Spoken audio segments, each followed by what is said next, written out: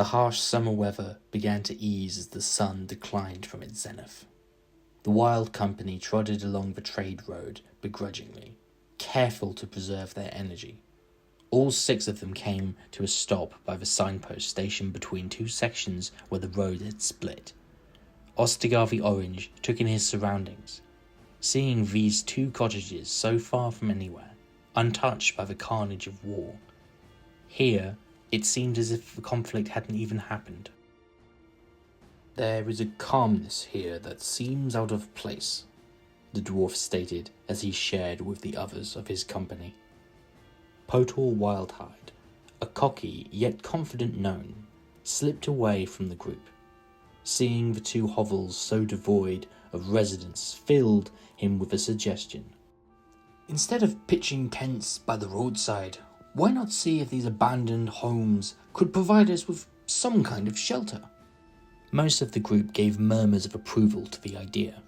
Ostagar looked around at all of them before tutting disapprovingly. "We cannot simply barge our way into these cottages without cause. These are someone's homes." Jock, the orc, groaned in annoyance. "As much as I like putting up my tent each night, maybe we should go and see if there's anyone here first, before we decide anything." The grumblings continued while Ostagar scratched his beard, trying to think. The pressure continued to grow until he relented. "Very well," stated the wizard. "Go to the cottages and see if anyone is there. If so, ask if we can stay the night. Then we will be gone by the morning."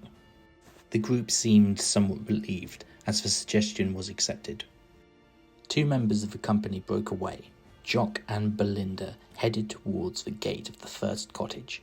The aristocrat and the barbarian strolled through and noticed the quietness and tranquility slowly disarmed them both, but not totally.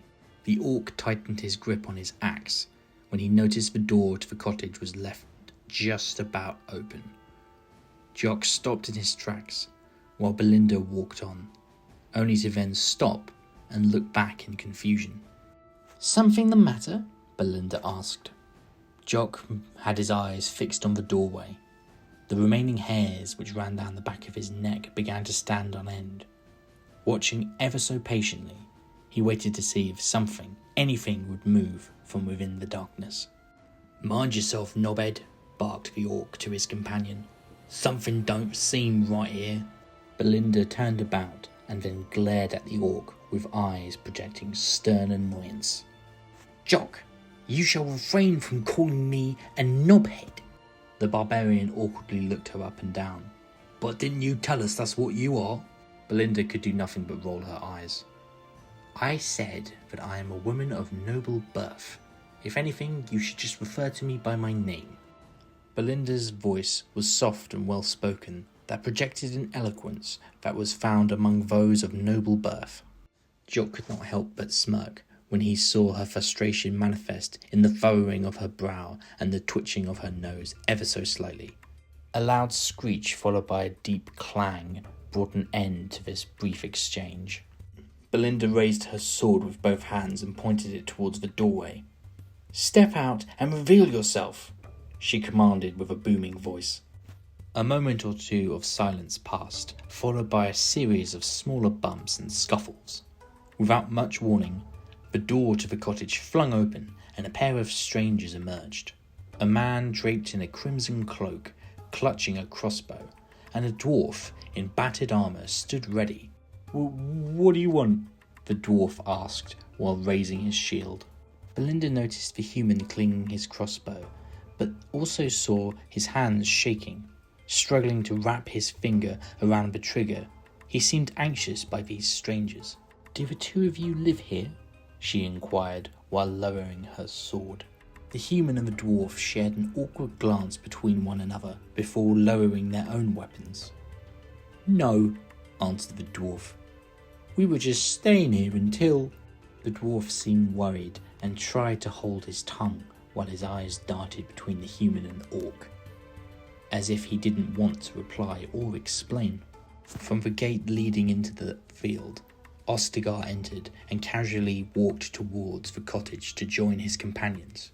The hooded human watched as the wizard drew closer, Yet the dwarf appeared stunned by seeing another of his people dressed like that and carrying a staff. "Be at ease, my friends," suggested the wizard with a gentle tone to his voice. The orc and the human parted and allowed Ostagar to see the two as they were. Noticing the pair of wretched fellows pulled away his mistrust, Ostagar felt sorry for the both of them. "I can assume neither of you are native to these remote hovels. As fine as they are, I sense these were the homes to large families, and not to a pair like yourselves. Am I correct to assume this?" The human with his red cloak pulled back his hood to fully reveal his bruised and battered face. Healed cuts littered his cheeks, and some were forming into scars. "My name is Jacob," stated the hooded soldier. "I was in service to Lord Carno as a crossbowman. We were rounding up some rebels when we were ambushed. Our troop had found rebels loyal to the Blue Knight. As we were taking them to Silverhill, we were ambushed by a bunch of dwarves. Shield brothers sworn to Clan Bronzehelm took the chance to go raiding, you see." The dwarf in dented armour looked over to the wizard. Both members of the stout folk shared in a moment of silence while one inspected the other. Ostagar then fixed his eyes upon the shield the warrior was carrying. He noticed the markings across it, especially one of a dwarven face wearing a bronze helmet and gritting its own teeth. "How is it that a sworn brother of Clan Bronzehelm came to be hiding with the enemy?" The wizard's question seemed to have caught the other dwarf off guard. "I am Crammark, son of Frydrom," stated the somewhat proud warrior. "I am pledged to Clan Bronzehelm, but only fairly recently.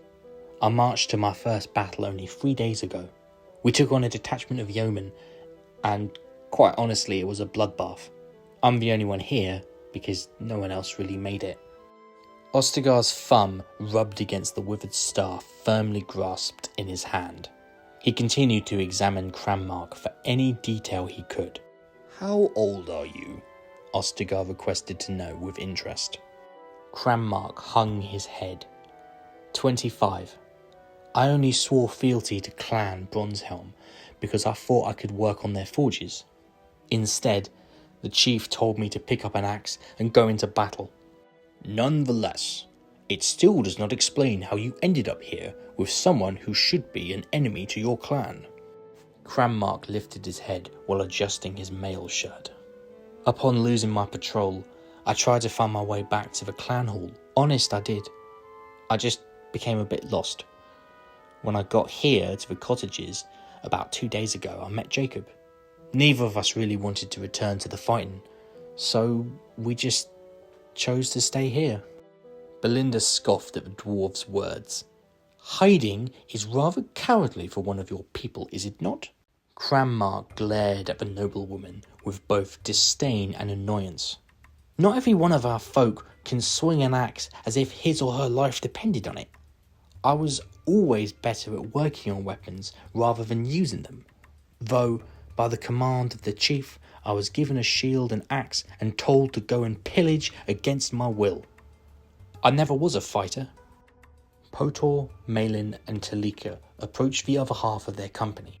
As they rejoined their friends, right away they noticed the seriousness of the moment as it hung over the air like a terrible stench. We went over to the other cottage, Malin stated with an unflinching bluntness. The odd thing is that the furniture's been tipped over and everything seems to have been thrown all over the place. Jacob awkwardly raised his hand. Yeah, that was me. First day here I ransacked the cottages for supplies. Found enough for a week or so, give or take.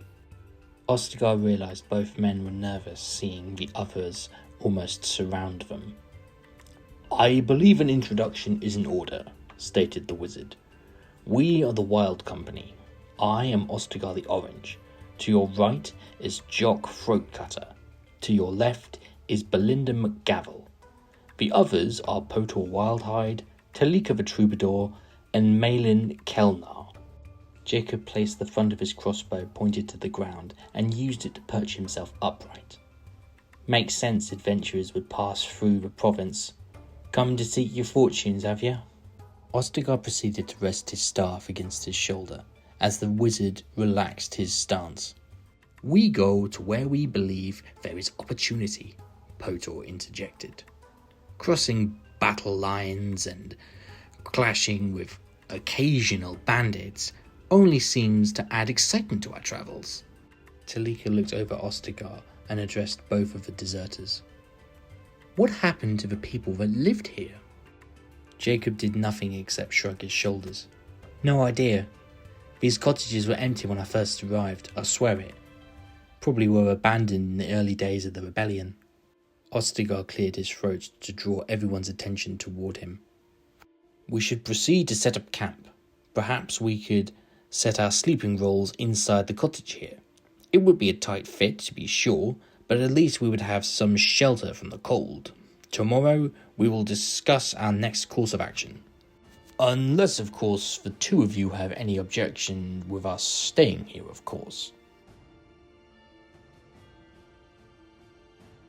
With the only lights in the sky coming from the stars, the wild company settled into their newly formed camp for the night. Jock and Malin took the first watch by standing either side of the main gate, remaining vigilant for any and all possible dangers until they were relieved. Other members of the company relaxed around the front garden after a long day of travel. Ostagar stood with Jacob and Cramark and posed to them a series of questions. Tell me, began the wizard, what will the two of you do once the rebellion comes to an end? The human and the dwarf seemed bewildered by the question, and neither of them could formulate a reply. Ostagar simply continued. Here is my suggestion to the both of you. When the rebellion comes to an end and the dust settles, you cannot return home. If you were to return to your old lives and our court, whatever punishment is bestowed upon you, your family shall share in it with you. Jacob seemed unfazed by the wizard and his words of wisdom. I never really had anyone close to me. Before I was chosen by the Master-at-Arms, I was a stable hand with no family to speak of. Ostagar's eyes drifted towards the other dwarf close at hand. The same goes for Clan Bronzehelm. Our people take oaths of loyalty extremely seriously. Cramark simply nodded as he understood Ostagar's words. Jacob lifted his crossbow and carried it in both of his hands. If you excuse me, I'm going to assist in the guard duty, the soldier said before walking away. Jacob headed off towards the gate to stand guard with the orc and the elf.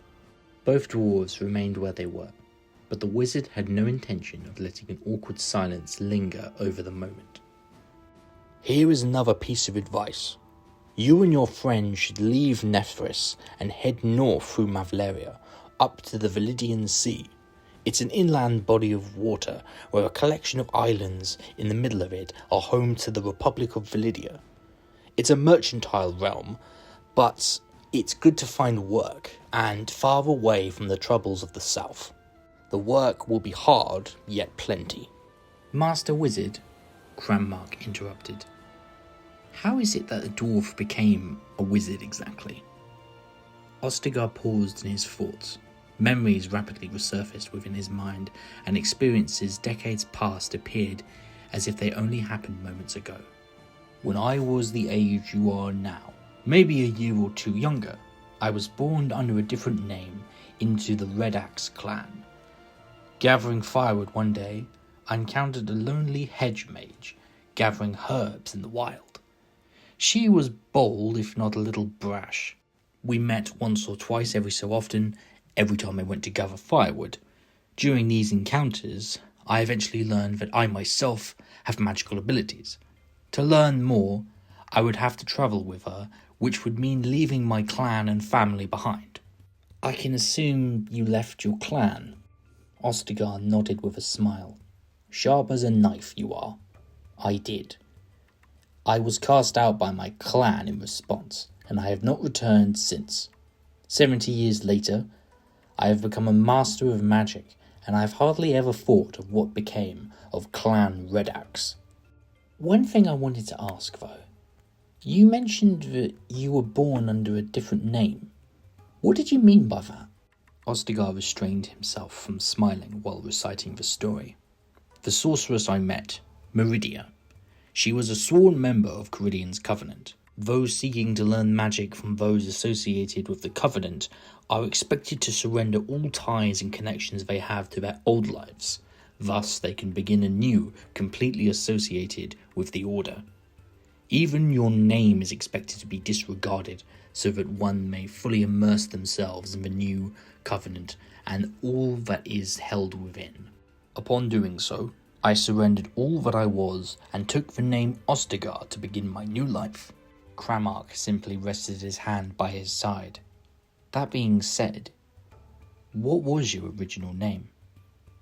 He waited patiently for Ostagar to respond, yet he was greeted with nothing but a smug smile. It matters not, the wizard responded, with relative confidence. It only matters who I am now. Elsewhere in the camp, other members of the company discussed their current circumstances. Talika tuned her lute, while Belinda sharpened her sword. Potor, as he approached, tipped the front of his hat as he addressed them both. "Begging your pardon, ladies, but I have a question for the two of you, and it's something mighty important." Both women stopped what they were doing and fixed their eyes upon the gnome. "Do you think our two friends here... well, what do you think of them, honestly?" The bard let her eyes wander for a moment or two before returning them to the gnome. "Honestly, I don't see anything wrong with them. They didn't want to fight, which each to their own, but I don't feel anything is amiss. Why do you ask?" Mr. Wildhide looked over his shoulder to ensure he was out of earshot. "The whole story about them finding this place deserted, neither cottage inhabited by anyone, just doesn't sit right with me." The woman of noble birth tapped the wet sword in her hand against the blade of her weapon. The light clanging drew the attention of both directly to her. "The two of you need to stop worrying. We've searched both cottages and we found no sign of anyone or anything.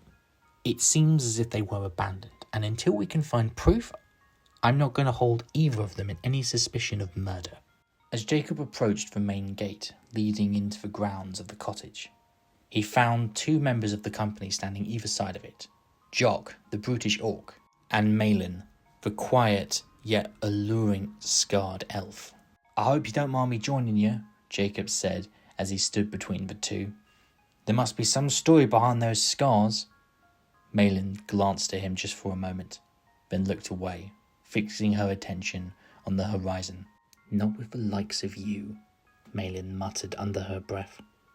Jacob then looked over to Jock. He simply shrugged. "Don't be too glum. She don't talk about much, even with us. Probably best a story for another time, I suppose." In the early hours of the morning there was a serenity which filled the air as the sun slowly began its ascent. Bursting out from the cottage with all due haste, Potor emerged through the door. The gnome stopped as the bright light touched his eyes and almost burned his retina. Adjusting his vision ever so slightly, he could barely see half a foot in front of him and could only make out his surroundings by an approximation. Staggering forward with caution, the gnome swayed from side to side while his eyes adjusted. A light breeze from a nearby tree caused its branches to sway and creak. Potor then realised where the tree was, and within seconds his vision cleared and he was fully able to gauge his surroundings.